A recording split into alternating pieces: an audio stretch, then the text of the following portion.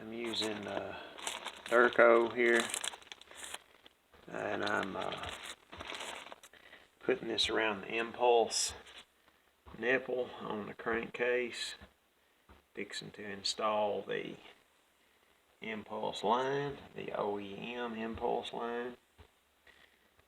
And I'm doing this because if we are to have some sort of an impulse issue, I will know that it is in the carb and not here. So the line is OEM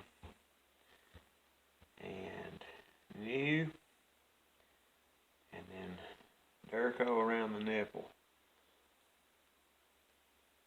So we won't have to go back into that again.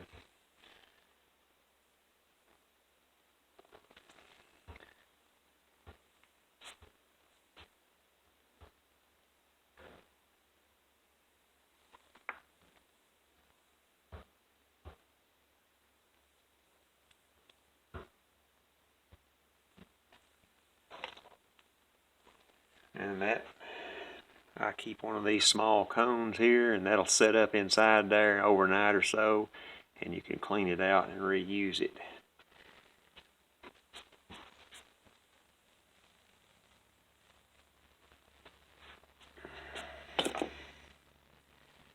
Impulse line going on.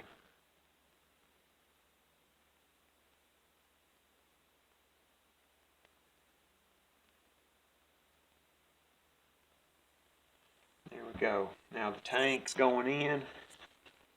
The tank goes down in this direction like this. It's going to feed in easiest down through this direction.